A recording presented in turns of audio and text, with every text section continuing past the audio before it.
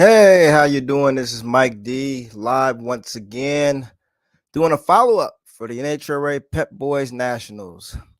The long NHRA Pep Boys Nationals. They didn't until Monday. But fans around that part of the country, they're pretty used to that. We've gotten rain in that area several years now throughout the years, and they pretty much have probably come used to that. But what I hope anybody to do is late in the evening. Let's get started with this show real quick. Just a quick recap, folks. We're just going to talk about some things. Starting off with Top Fuel. And in Top Fuel, well, folks, we've been waiting on it. I've been waiting on it. Alan Johnson, Doug Coletta. They've looked good the last few races. They actually had a very good Western swing, making multiple semifinal appearances. Did well at Indy as well. I felt they had the car to beat. Ran into some trouble there in the semifinals. Smoked the tires right off the starting line. But when we got to the countdown, which is where it matters, I believe County's smiling. They won the race. And that's what this team's been waiting on. Not without some drama. Blew a tire, fourth session of qualifying. Brought out the backup car, the non-canopy backup car. And folks, this thing was on rails all day. I mean, it was in the 60s more often than not. I mean, there is nothing that you can say bad about this. I mean, 65 in the first round, 69 in the second round, 68 in the semis, and a 66 in the finals to cap it off against Steve Torrance. I do not believe, and this is just my own personal opinion, that you're going to see that canopy car again this season. Well, you might in the Mac Tools display area. That's probably the only place you're going to see it. Because I've got to believe that with the success that they've had with this non-canopy car and as consistent as it ran and the way it ran, they're going to probably run this thing through the rest of the countdown. My opinion. Haven't heard anything about it yet, but my opinion. But credit to Doug Coletta, who has moved himself up in the standings. He is now third. He is 26 points out of first. Doug Coletta gets the win, a well-earned victory, a win that he actually needed. Alan Johnson needed a confidence booster going into the next 5 races of this countdown. And you've got to believe Doug Coletta is going to be a player for this championship, folks. With the way that car ran, and it's been running better. Let's just not go off this event. It ran good at Indy. Maybe believe it was low for the first round at Indy as well. It's ran good the last 4 or 5 races. And this is what they needed. Now, coming into this race, because Doug's happy, Connie's happy, Alan's happy. But let's talk about the other guys who might not be as happy. Coming into this race, Justin Ashley. Remember that guy? Gobbles up all the little points, Mission Foods points. Well, he didn't do too well. He was gone in round 2. And he left. He left late. I wouldn't say late. He had a 49 light. He just got a bit of his own medicine. Tony Schumacher, 025, 371 to Justin Ashley's 370. But Ashley got lucky to be there to begin with. Let's be honest. If Scott Farley starts up his car and just goes down the track and runs anything respectable, he probably beats Justin Ashley because Justin had a 649 in the first round where he smoked the tires on a single. Second round, he goes up against Tony Schumacher. Loses. 371, 370. Schumacher with the 371. Justin Ashley was a 370. Schumacher 025 on a tree. Justin Ashley 049. Take that, Justin. You got a bit of your own medicine. You're gone. Round 2. Thanks for coming. As for Tony, this is the car we've been waiting to see. Didn't quite clip the 60s, but a 370 in the first round to beat Austin Prock, who just can't catch a break. I mean, this guy probably has a third or second quickest run of each round and just can't catch a break. I mean, Austin has a good car. It's running well, but just can't catch a break. But back to Schumacher. The Sarge, former Skaggs, the Skaggs former Sarge driver, goes 370 in the first run at 330. I believe that was probably his season's best. Runs at 371 to beat Justin Ashley's 370 in the round 2. And then gets to the semifinals where it was the next day. It was Monday. He goes against Steve Torrance, rattled the tires, pedaled it 442, which would have been great in 2006, but not today. And loses to Steve Torrance's 368. All in all, a great weekend for Schumacher. If that car and if Mike Green has found what he needed and that car can run like that through the next 5 races, Tony Schumacher's going to be a player. We know what Mike Green can do as a tuner. We've seen him do it with Funny Car. We've actually seen him do it with a dragster with Schumacher before. I believe it was 2018. They finished second in the points. If Mike Neff can get this car running like he did this past weekend in Reading, Tony Schumacher is definitely going to be a player. Mike Neff is one of the most consistent tuners out there. When he gets things dialed in, he can be tough to beat. And Schumacher has already been proven as a driver and 8-time champion. We know what he can do behind the wheel. Tony Schumacher going rounds. And he started from the bottom. I mean, he's up to 9th, which doesn't sound like a whole lot, but he came from 12th. I mean, he's still 134 out, and he has a ways to go. But there's still 5 races left, but anything can happen. And as we can see, Ashley gone round 2. Should have been gone round 1. Coletta wins the race. Hadn't won all year. But my pick, who actually beat Tony Schumacher, Steve Torrance. Steve-O made it to the finals. Round 1, 370. Beat Mike Salinas' 373. Round 2, he races his old buddy, Antron Brown. 369 to Antron's 372. Antron was actually first off the line, a 031 light to Torrance's 054. Torrance still gets the win. As I just mentioned, he beat Schumacher running a great 368. And in the finals, just not enough for Coletta with a 369. That'll win most races, but Coletta 366. I mean, just dropped a hammer on him. And Steve-O didn't help himself either. He was 093 on the Trito. Coletta's 062. But this is what Steve Torrance does. He's been like this all year. He's consistent. Just plugging away, winning rounds. Ashley goes out early. Torrance is just there chipping away. Didn't win the race. But guess what? He has a points lead. And that's big. It's not a Steve Torrance points lead we're used to seeing, but yet this is the first race of the countdown, but it is the points lead. Ashley's a close second, Coletta third, Pruitt fourth, Steve Torrance. My pick, runner-up at the NHRA Pep Boys Nationals. Let's move on to some other drivers. Leah Pruitt, Stewart. Great weekend. Didn't flex her muscles that well in qualifying, but when race day started, well, she didn't really flex her muscles in the first round either. That car, it rattled the tires against Clay Milligan. Only went a 436. Luckily, Clay went 591. He smoked the tires as well. Leah was able to get the win. But round 2, she matches up against Brittany Forrest. And, you know, everybody's waiting on the Brittany turnaround. The Brittany turnaround. Where is she? Where's, Doc David Grubnick? You know, where's he at? Well, she put her on the trailer. 374 to 376. Leah gets the win, 324 mile an hour. Brittany's car, 317. You'd almost think that car had a hole out. Couldn't really tell with the header flames, but only 317. Doc David Grubnick looking puzzled on the starting line as he always does.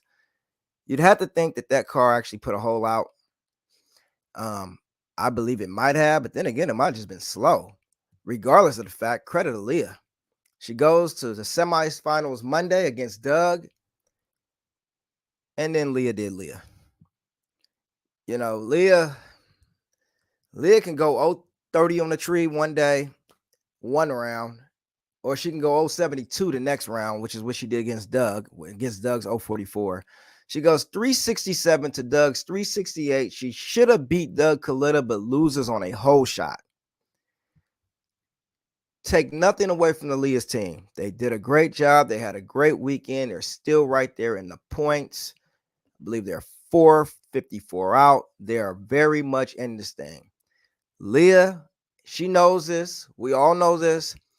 You're going to have to do better than the 72 light. plain and simple. And I'm sure she's working on it. I'm sure no one has to tell her that. She knows it. You have to do better, especially when the car gives you a 67 and the opponent 68. The team gave you a car that could win the race. I'm sure Leah's slightly kicking herself, but at the same time, it was still a great weekend for that team. They held their own. They're fourth in the points, 54 out. What can you say? Great weekend. Great, somewhat good. Very, very good. How about that? We put it at very, very good. Another player, Antron Brown, fifth in points. Antron did not have the weekend he probably had hoped for. He did beat Doug Foley, a 75 to a 77 in the first round. I believe he grenaded a motor doing it. Probably swapped mounts after that, swapped engines. Put up a very respectable 372, lost to Torrance's 369. The car went 333 to Torrance's 334. He was off the mark first, 31 light, 54. Antron did his job. Torrance just did a better one. Torrance's car did a better one. I mean, a 54 light ain't bad, but Torrance's car just 369 or 372. Antron gone, second round. But all is not lost. He's only 56 out. He's right there. You know he's going to be a factor. Brittany Force, we talked about her a moment ago. She's now 6 in points. She's 71 out. Once again, you're still in the game, 71 out. That's not a big deal. That's not a huge hole to climb out of. First round, she goes 371, 333. Beats Jacob Opney. I believe I said that right. Pratney. You guys get the point. Not a regular. But hey, he put up a 105 light. That didn't matter. 432, 203 miles an hour. Brittany then goes to the next round. Like we spoke of earlier, 376 to Leah's 374. You have to think with those conditions, David Grubnick would have had it souped up more than that, looking for probably a high 360 at one of those high 338, 339 speeds. Was not to be. Once again, I do not know. Was it just a pig or did it put a hole out? We don't know. But that pretty much ended Brittany Force's weekend. She will be back. I'm pretty sure that team will be back. They're not going to give up. She also said they're not going to give up. They're going to fight this thing to the end. Seventh in points, Mike Salinas. Mike did not have a good weekend. Struggled in qualifying. Made the field, I believe, on his last shot, or got in solidly on his last shot. But in round one, car actually didn't run bad at all. I mean, Mike went 373 to Torrance's 370. The fact is, he was going against Steve Torrance, 58 light to Torrance's 57. So they pretty much left together. Mike actually ran a bigger speed, 332. I believe Torrance's car put a hole out in the last 100 feet or so, but 70 to a 73. Mike Salinas, not the way he wanted to start his countdown, with a first round loss. Fell down in the standings. He's 7th, 125 out. That is a bigger hole. That is a bit of a hole to climb out of. Not an insurmountable one, but a bit of a hole. That's not how Mike wanted to start the weekend. That team is too good, too talented to struggle like that through qualifying.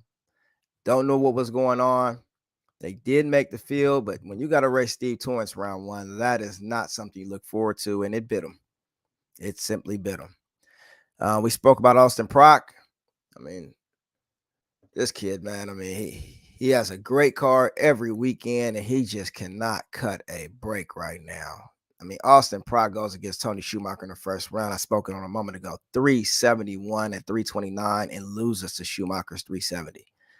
He was 70 on the light to Schumacher 66, not that big. In round one, I mean, Prock beats Justin Ashley, Mike Salinas, Antron, Foley. Heck, with his light. He beats Leah, he beats Clay, and he beats Josh Hart. So he beats the majority of the cars in the first round. He just didn't beat the one he was up against, and that was Tony Schumacher. Credit to the Schumacher team once again. Mike Neff and those guys getting that thing flying 370 at 330 to take out Austin Prock. So Austin, who's now 8th in points, 131 back. Once again, it's a bit of a hole to climb out of. Tony Schumacher, we spoke on. He's 9th, 134 out. But it wasn't like it was a bad weekend for Schumacher. He just started so far back. It just doesn't seem like he made up a lot of ground. But we still got 5 races left. There's still plenty of time. We'll see what happens. Clay Milligan, as we spoke on, lost very first pair out to Leah, smoked the tire. Surely that's not what that team was looking for. 10th in points, 139 back. And Sean Langdon, who actually won a round, I believe. Well, yeah, Sean did win a round. You wouldn't even be able to tell. He beat Dan Mercier. He went 372. Came up against Doug Collita in the second round and went 373, which would have beat, well, Leah or Brittany. And he just had the wrong guy. He had Doug. And that was pretty much that for him. I mean, 373, not a bad run. 332. Collita goes 369 at 329. Thanks for coming, Sean. And considering that he did go around, you never even know it. I mean, he's 11th in points, 141 out. Josh Hart, not a good weekend. That car struggled all through qualifying, all throughout the weekend. He was gone first round. He's 12th now. Runs 378. Unless you smoke the tires, that was pretty much the slowest full pull running the first round against Doug Collita 65, which was a jaw dropper. They've got some work to do at this time. But you know what? It was Doug Collita's weekend. Doug Collita, Alan Johnson, Brian Houston, the team we've been waiting on. It's taken some time. And credit to Connie for having the patience. They got the win. In the backup car, no canopy, but got the win. Once again, credit to that team. Doug Collita winning top fuel at the NHRA Pep Boys Nationals. Now let's talk about funny car. Robert Hight. Remember that guy? Yeah, he's back. I won't say dominating performance because he didn't qualify number 1. That went to Bob Tasca.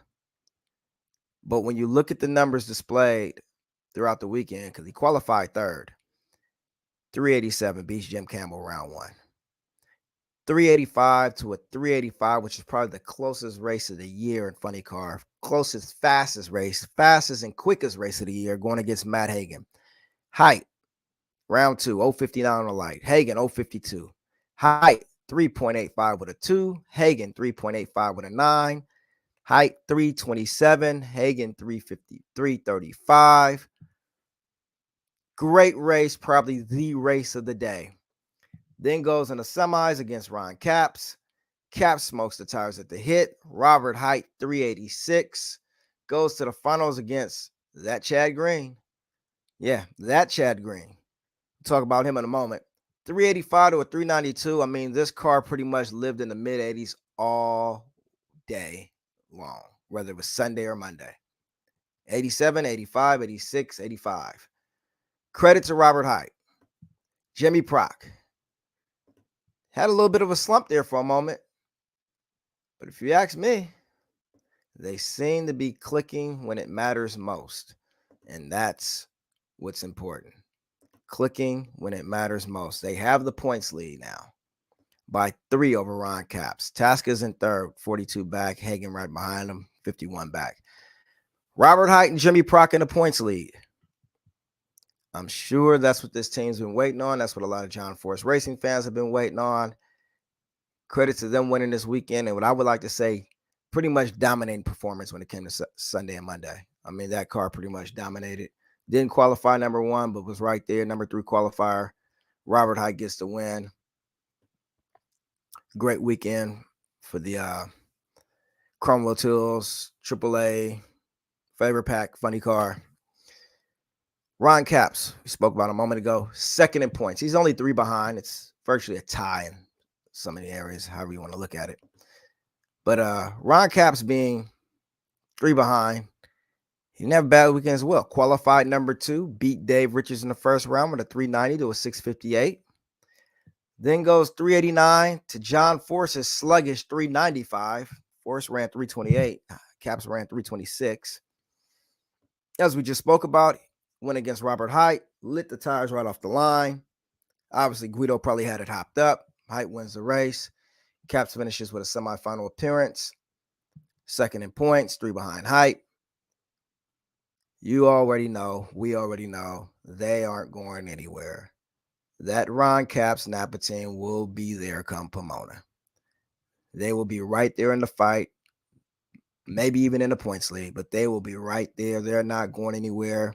They hopped it up. They lost it on right at the line against Height, but they will be there. Very good weekend for the Napa team and Ron Capps and Guido. Though they didn't get the win, they finished in the semifinals. I mean, they lost to Robert Height, who put up an 86 on that run. I mean, you had to believe they were going for it, trying to beat Height. It just didn't happen. Once again, kudos to that team. They had a great weekend as well. Moving on down the list, Bob Tasca, third in points, 42 out. Tasca's been raising his head lately. He tends to pop up every once in a while. This weekend was no different. Qualified number 1. First round, got lucky. 438, whipped the tires. Corey Lee had a 452. If Lee just makes a decent run, Tasca's gone. Second round, he goes against Alexis Jajoria, 386 to Alexis 390. At 386, lets you know that Tasca was here to play ball. He's running right there with Height. Then Monday comes. And, after the rain and everything, track gets reprep, conditions change.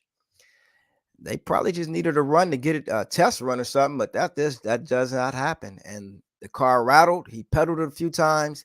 He loses to Chad Green. He runs a 504 to Green's 388. Bob had a decent weekend, a pretty good weekend. I mean, heck, you say he had a better weekend than Capps. They both lost in the semis, except he qualified number 1 and Capps didn't. And Capps is number 2. Tasca, you want to see the consistency. He'll show up great for 2 or 3 races, and he might flounder for a race or 2. You can't do that this time of year. He looked consistent, even though he should have probably been gone round 1. He made it to the semis. We got to see how this car goes over the next 5 races to say, will he, or the next 3 races to see, will he be a player come Pomona? Will his name be in the hat come Pomona? Because this car, as good as it can run, and it can run on any weekend, it can also go out in the first or second round any weekend. And that's just not going to work right now. I mean, you're going to pretty much have to be semifinals or better every weekend if you want to shot at this championship. In most seasons, most guys get 1 mulligan, meaning 1 first round loss throughout the countdown. I don't know if that'll be the case this year. I'm thinking semis are better for whoever wants to be in this countdown talk come Pomona. We'll see. He's there. He's definitely there. He's third in points. He's 42 back. Matt Hagan, we spoke about earlier. Tasca's third in points, 42 back. Hagan's fourth, 51 back. Hagan starts off his weekend pretty well. Beats J.R. Todd, 387 to 393. Todd ran good enough to win a race, just not that one. He then goes against Robert Height, as we spoke of earlier. I mean, what a card to draw. I mean, Robert Height, round 2, you run 385, which would have beat anyone else. I mean, any other car, and you just ran against the wrong car. It happens. It's drag racing. Done, round 2. It's not the weekend that you think they've wanted because they didn't go further rounds. They didn't go more rounds than they anticipated, but their performance is something that they cannot hang their head about. I mean, that car, it performed well. It just got beat. You run 385 and lose, there's nothing you can do but tip your hat to Robert Height and just call it a day. Hey, they outperformed us. He was even first off the line, a 52 to a 59 light. So, Matt Hagan, as always, will be there in Pomona. Like I said about Ron Capps and Robert Height, Matt Hagan's name will be in the hat of Pomona. He will definitely be a player. That car is too good, too consistent, and consistent's the word here. Too consistent. You know he's going to be there in Pomona. Speaking of consistency, Chad Green, remember that guy? That guy was pretty much a Final Four fixture for about the first 12 races of the year. I mean, yeah, you couldn't keep this guy out of the semifinals. Well, he made it to the finals this weekend. And he had a little bit of a slump there right around the Western swing or slightly thereafter, where he had some early round losses. I believe he was high as third at points at one point. He fell down quite a bit. Well, he's moved his way back up the standings. He's fifth after a very, very good weekend for Chad Green. Chad Green qualified fifth, running one of his career best ETs. I believe it was a 387. Gets lucky in round one. Hey, in this sport, everyone needs a break. Terry Haddock goes red and runs 406 at 311. Chad Green's pedaling the car, trying to get it down track. Obviously, he didn't know Haddock went red. Runs a 530. In this sport, all you need is one break. Goes against his pretty much teammate, Tim Wilkerson, in the second round. Chad Green, 4 flat, 277. Wilkerson up in smoke right off the line. Guess he got lucky again. I mean, 4 flat on a 120-degree racetrack is one thing. At this weekend, that wasn't going to get you very far, but in this round, it did. It got him past Tim Wilkerson, who smoked the tires. He then goes against Tasca, the guy we just talked about. Chad Green, 077 on the tree. Bob Tasca, 061. Chad Green goes 388. That's what he was waiting on. Tasca, pedaling, smoking, coughing, 504. Chad Green then goes to the final against eventual race winner Robert Hight, and he held his on. He didn't go up there and smoke the tires. He didn't go up there and red light. He just did what he always does. We're going to run our number. Let's see if you can beat us. He made Hight earn it. 392, 327. Robert Hight, 385, 330. Chad Green finishes runner-up. He's fifth in points. Once again, that team has nothing to hang their head about. Nothing at all. If they can semifinal their way through this countdown like they did the early parts of this season, they may be the shock of the year. They already are the shock of the year. They may be the shock of the countdown. I mean, who's to say Chad Head won't have his hand in his name in the hat come Pomona? You just don't know. We'll see.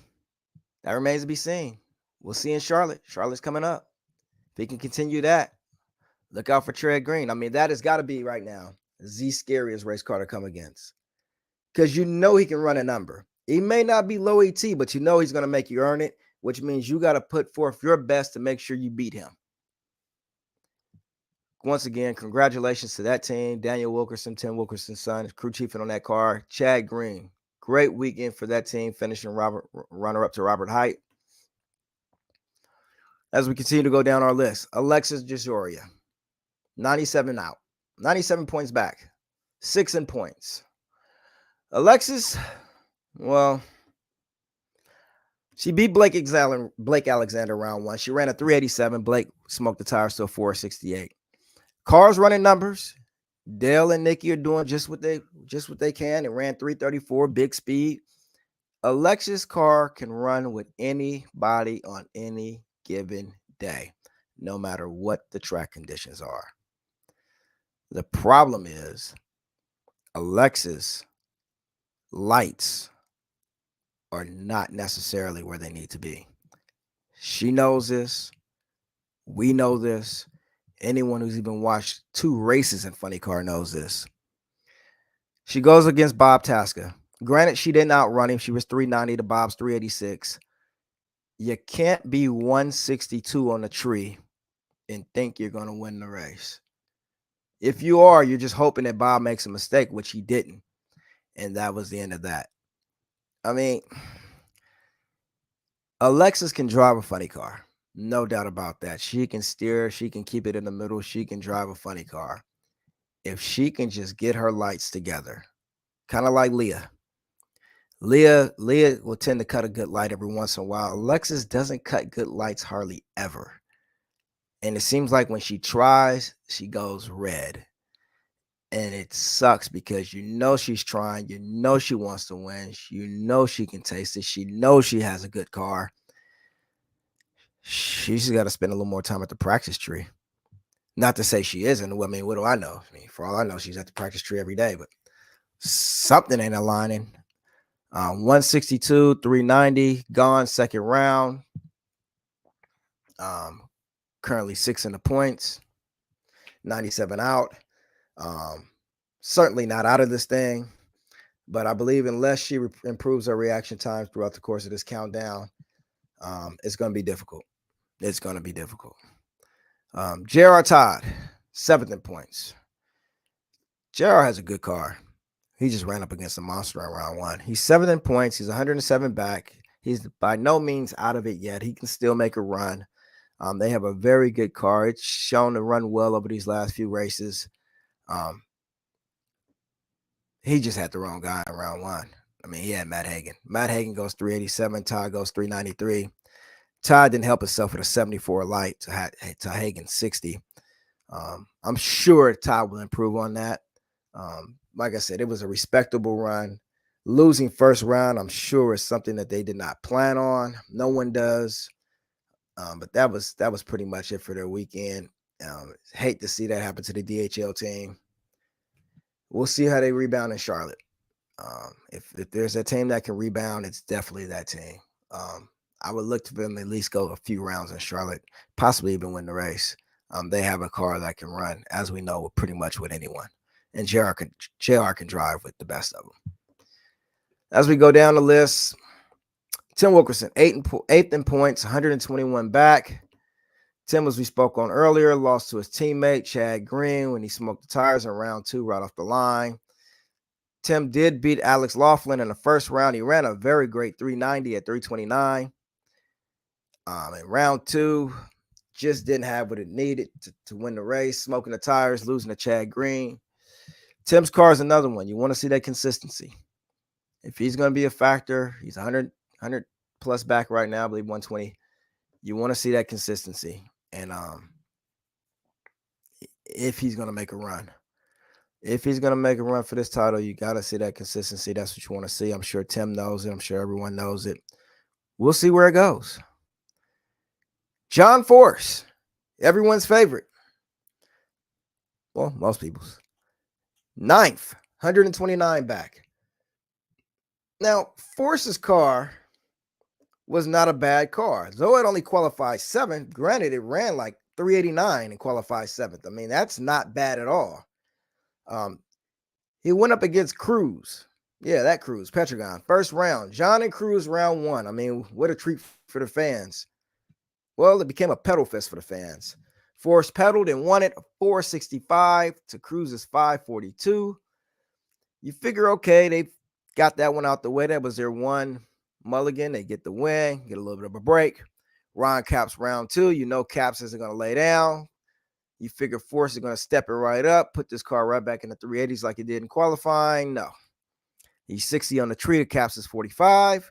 Force goes 395 at 328, so it couldn't have put a whole lot. It ran big speed. To Capps is 389 at 326. Force's car was just a pig. I mean, that's all you can say. I mean, his car lacks the consistency as well. And this isn't your John Force of the early 2000s or the 90s, folks. I mean, Force's car is struggling this year. He's yet to win a race. Question is, will he win a race this year, or will this be one of those winless seasons that we haven't seen from John in quite some time? I was believing it's in 2009 the last time he went winless through a whole season. And he's got 5 races to make it happen. Granted, it's John Force. And at any given race, this car can win. And everyone knows it. I expected more, especially with the conditions and how that car likes to run against Capps. It surprised me to see it run at 395 at only 328. At 328. The 395 shocked me though. I was expecting, especially after seeing what Robert Height was doing, a high 80, 88, 89. Didn't happen. Force was done in round 2. Thanks for coming. Other guys, we talked about Cruz. He was going the first round. He's 10th in points, 165 out.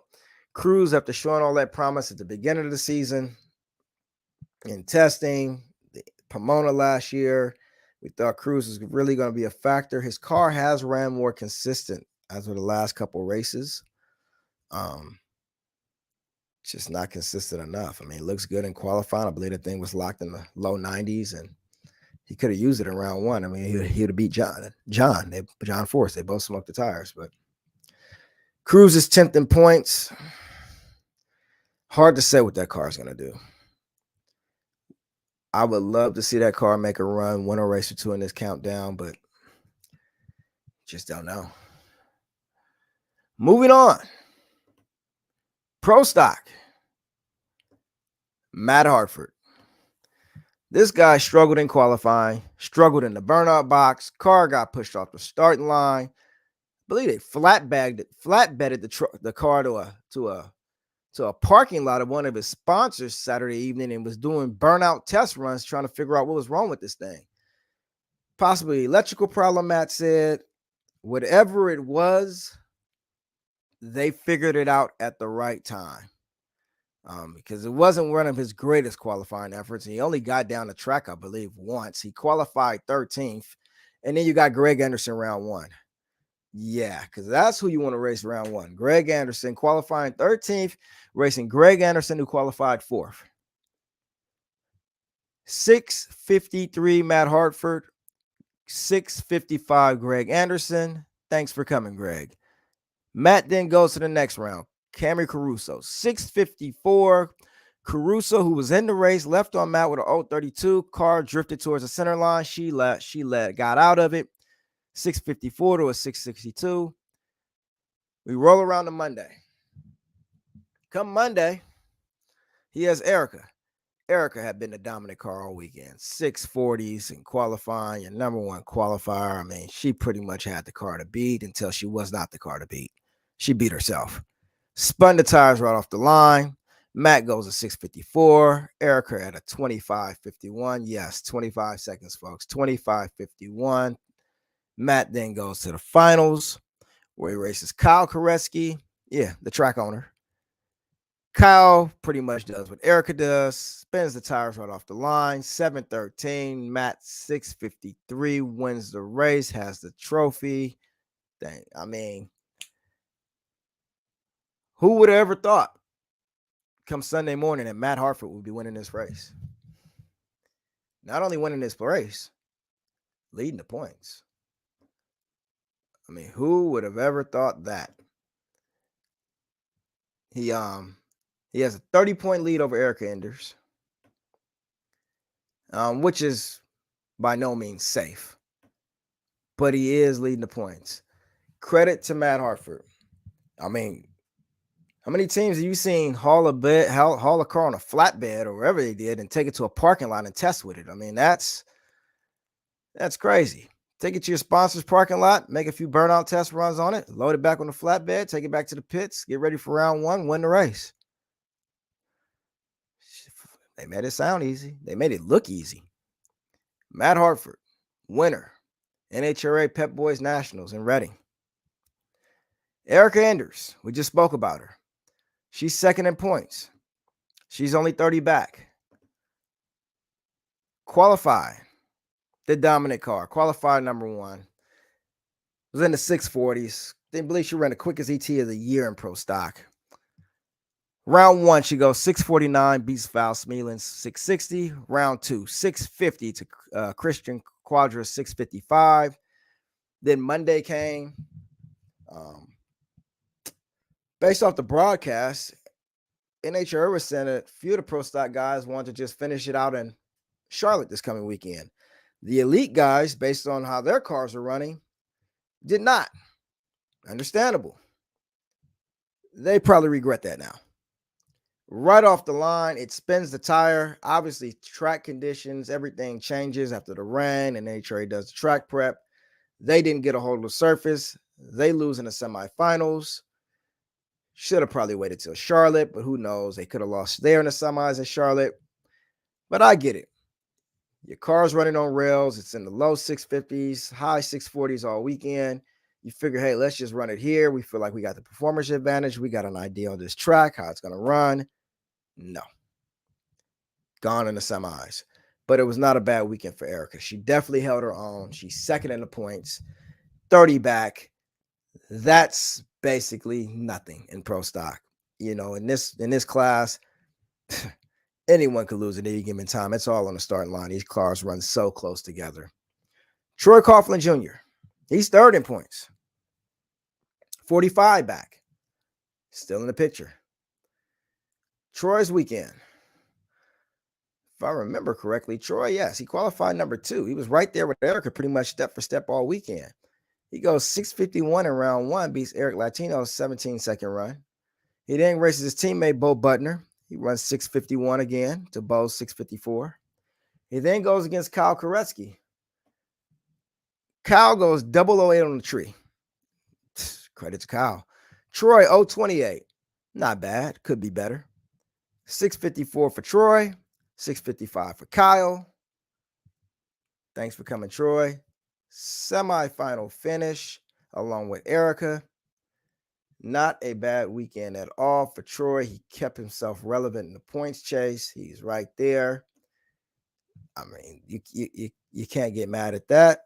He had a decent light, just not a great one. Kyle had the better light. It happens. You got to know Troy Coughlin Jr. is going to be around for the rest of this countdown. I mean, that car is running great. He's running consistently. Troy's driving great. Erica as well. Team Elite definitely made some noise this weekend. They didn't get the win, but they were definitely a factor based off their qualifying and their race day performance.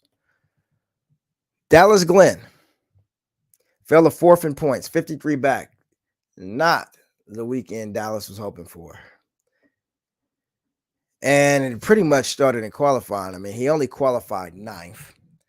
He pushed the tree against Christian Quadra, which you almost have to. I mean, the Quadras are so great off the line, but Dallas is usually great. He goes 001 negative.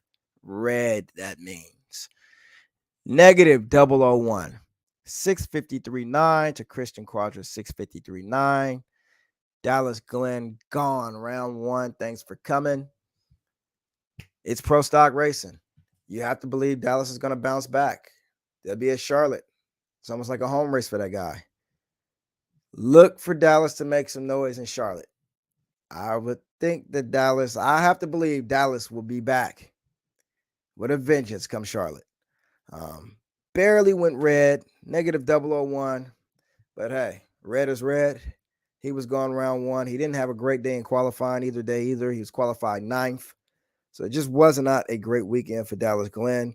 The good news is he didn't suffer too much damage. He's only 53 back.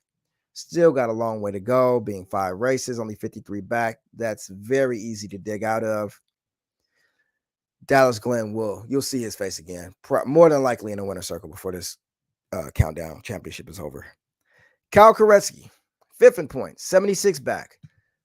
Great weekend for Kyle. Team, part of the Titan KB team. They own the racetrack in Reading. Hosted the NHRA Pep Boys Nationals. Qualified 6th. Round 1, he has Jerry Tucker, 6:53 to Jerry Tucker, 6:55. Then he goes against Aaron Stanfield. He goes 018 on the tree. Pretty good. Aaron Stanfield was, you don't see Aaron Stanfield go 057 on the light. That was uncharacteristic for Aaron Stanfield. He loses on a whole shot. Aaron does 6:52 to Kyle 6:53. Kyle Koretsky then goes 6:55 to beat Troy Coughlin, as we just spoke about, on the whole shot. Gets to the final, loses to Matt Hartford when his car spun the tires off the line. I mean, he was 001 on the tree, so Kyle was definitely ready. Matt was no slouch himself. He was 012. Kyle runs a 7:13 and losing effort to Matt 6:53. Kyle Koretsky, if there's ever a time to get right, it's now. He hadn't been making too much noise, but if you're going to start making some noise, now's the time to make it. Definitely. Aaron Stanfield, he's 6 in points, 86 back. Got to believe that he's going to make some more noise come this countdown. He went out round 2, as I just spoke about, to Kyle, 6:52 to a 6:53, but he was 057 on the tree. I'm sure Aaron's kicking himself, but it's not like Kyle left him a whole lot to work with. I mean, Kyle was 018 on the tree. Great drag race all in all. Just Aaron was on the short end of this one because of his clutch foot, but it happens. Aaron, I believe, is going to make some noise in this countdown. I don't think his fate is yet sealed. He's only 86 back. Greg Anderson, 8th, 121 back.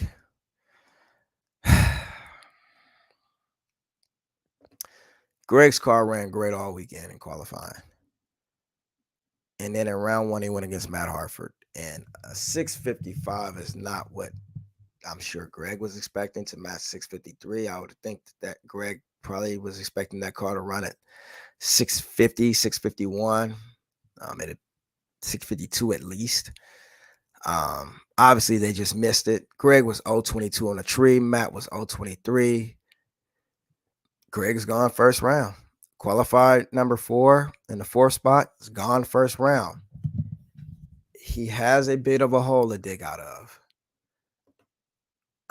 I'm not sure if he's going to be able to do it. 8th in points, 121 back. I mean, we all know Greg Anderson has very well can win the next 2 races in a row. Yeah, I mean, that's not impossible coming from Greg Anderson. We just haven't seen it this year. And as well as the car ran in qualifying, he's going to have to show more on race day. I don't know if that's going to happen. I don't. We'll see. 5 races left. There's a lot that can happen between now and then, but I'm just not sure. Camry Caruso, she's 9th. Christian Crouch is 10th. As we spoke about, Camry was having a decent weekend, had to get out of it there. I believe round 2 against Matt Hartford. Got near the center line, lifted. Hartford got the win. Yeah, pretty far back. I'm sure that's not how they want to start their countdown. I mean, Greg 121, Camry 131, Christian Quadra 141. I mean, Bo Butner's 11th, 151 back. I mean, for Bo Butner, I mean, you see Erica's car running so well. Same sponsorship. I mean, he won the first round, 655. He beat Fernando Quadra Jr.'s on a whole shot. He went 0-22 on the light. Quadra Jr. went 0-54 on the tree with a 654. And he lost to his teammate Troy Coughlin 651 on 654. Bo didn't help himself being 041 on the tree with Troy being 026. But at this point, if you're Bo, you're just looking for a season saver. You're looking for a win or 2, maybe get yourself in the top 5. Climbing your way out of 11th, 151 back,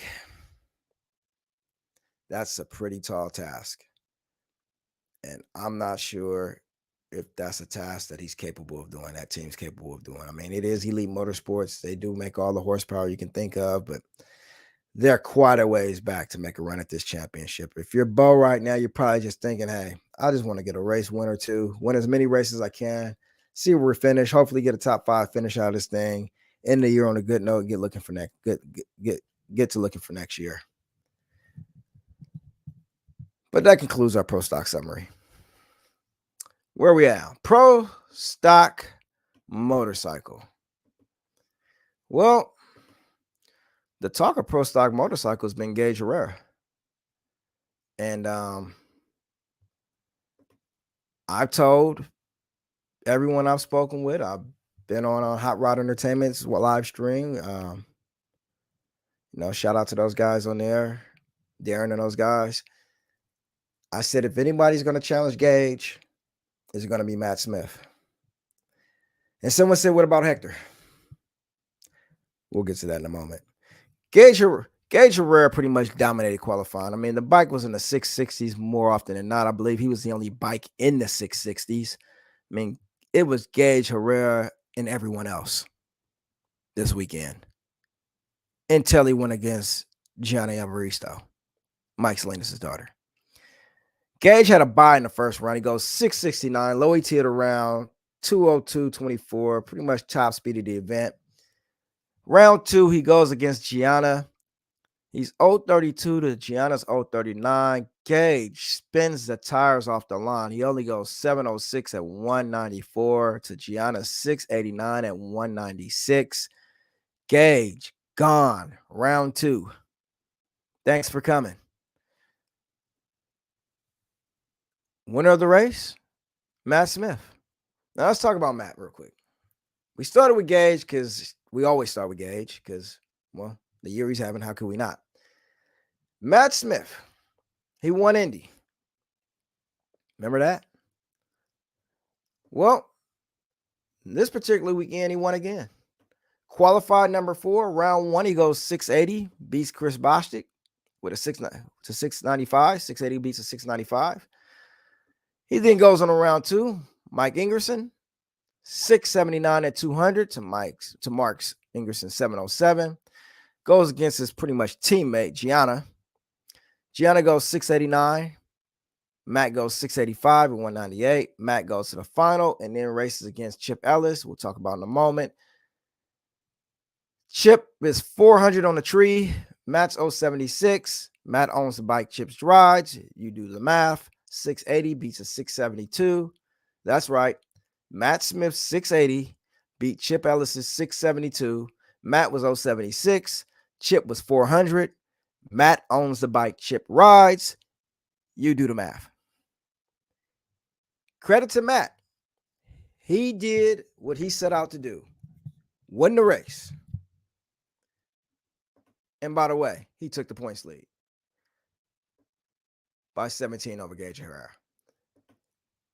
But he set out to win the race. He brought Chip Ellis in on that the black Buell, which suspiciously runs like the Ironman bike, the Buell that Matt rode last year to a championship. Seems to put up those type of performance numbers. I don't know if it's the bike.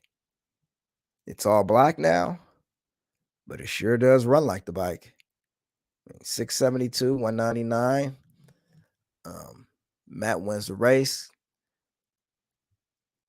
Matt runs a 680. Chip runs 672, 199. The final, that's once again, Chip was dead late off the line, 400 on the tree, had to be expected. Matt did what he was there to do. Win the race, take the points lead, put himself in the best position to win. That's what Matt did. He'll be the first to admit he's got to get his Suzuki to leave earlier, to leave harder in 60 foot. That's where he's losing it at. But you know what? Credit to that team for the win. We spoke about Gage Herrera, who's now second in points. Had a dominating day in qualifying, but hey, qualifying doesn't pay like race day does.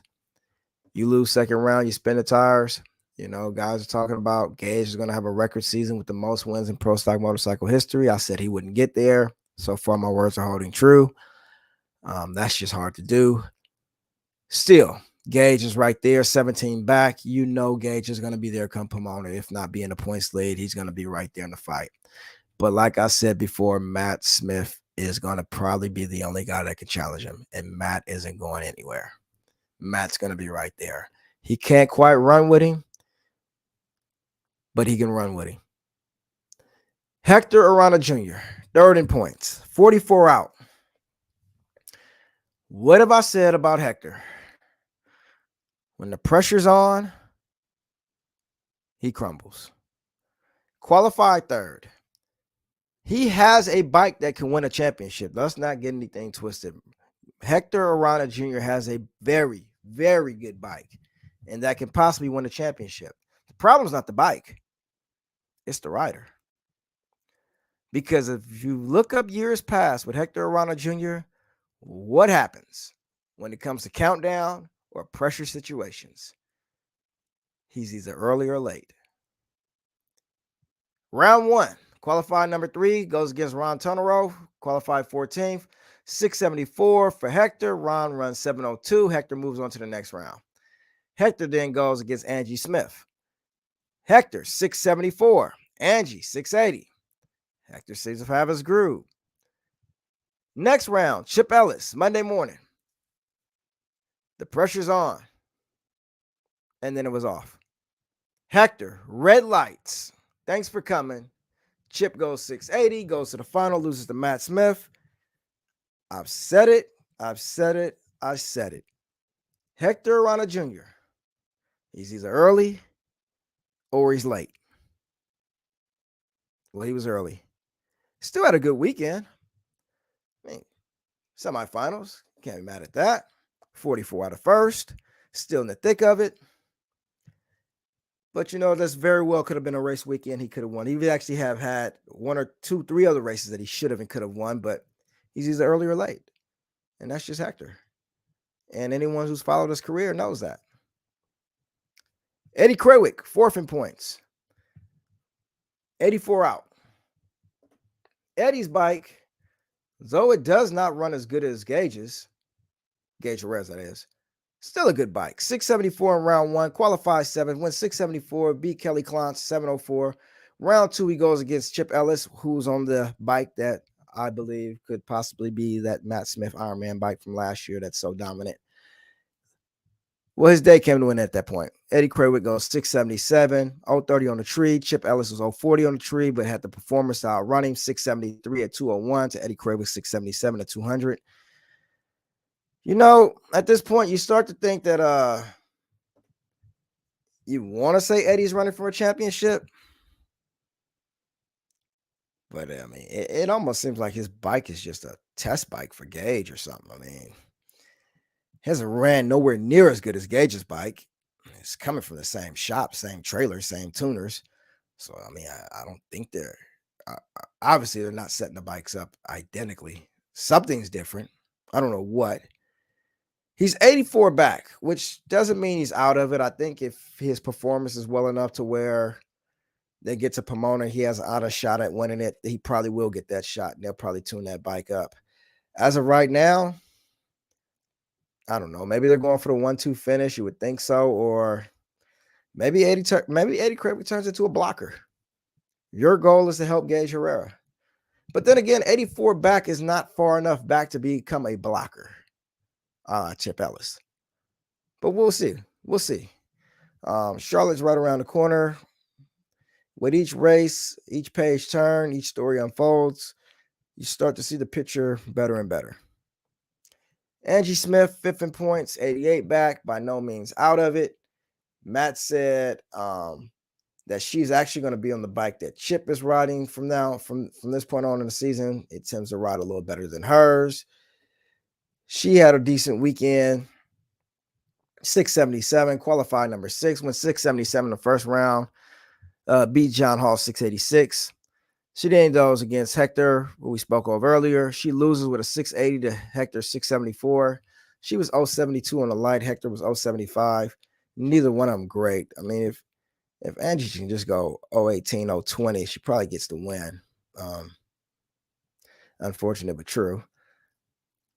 Will that bike make a difference? We hope so. We'll see.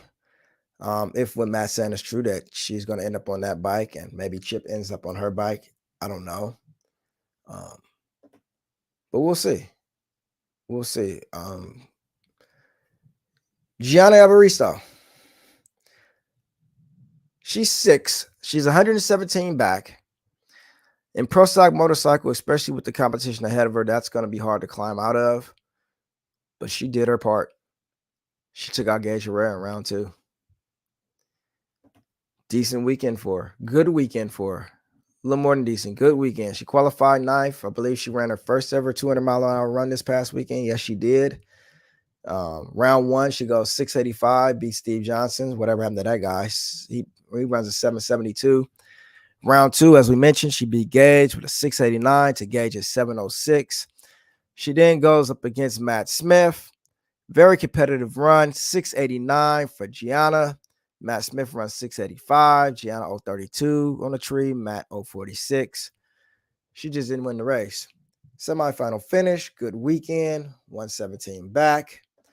Will she be a factor to win the championship? I don't know if she's ready for that yet. Will she hurt some feelings? She already has. Gage Herrera's.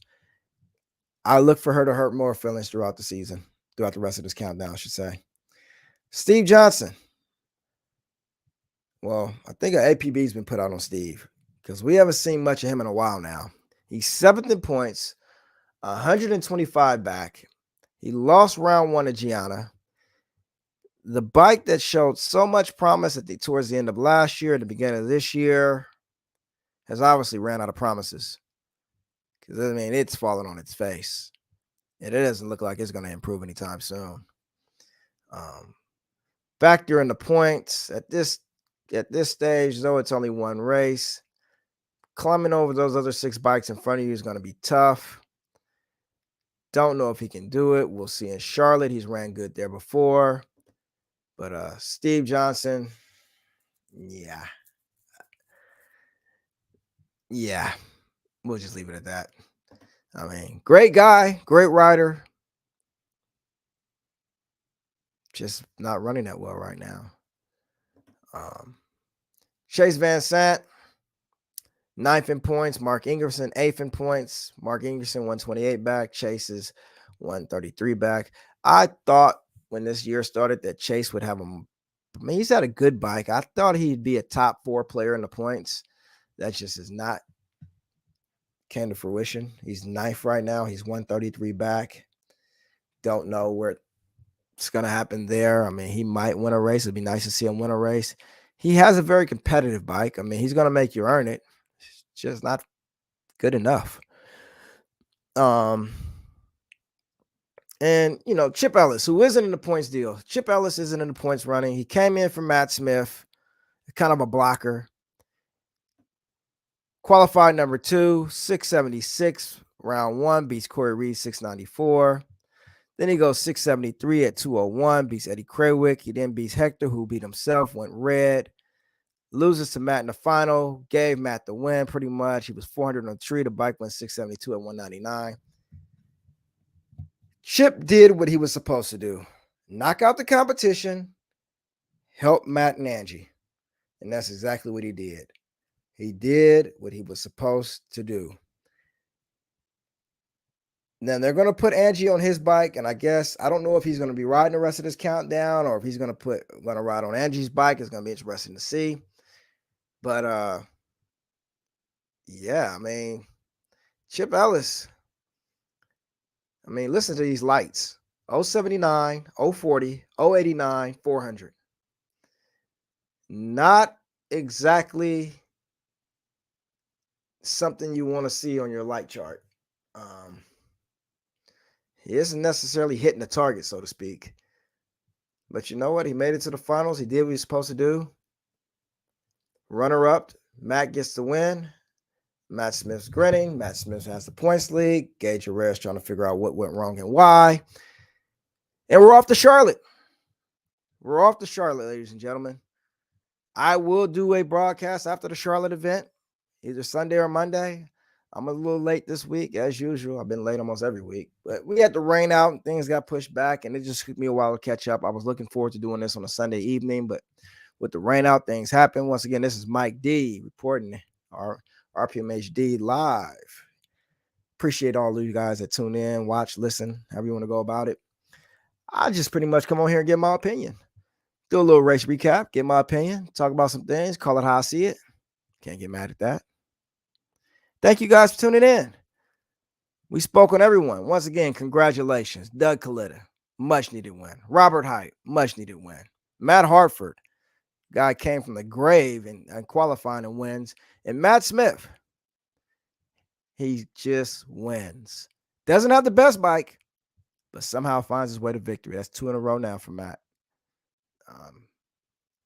Congratulations to all those guys. I want to once again thank you guys for tuning in to RPMHD Live, Pep Boys Nationals recap. I appreciate everyone. Thank you guys so much. Until next time, either Sunday or Monday, hear you again. Thank you.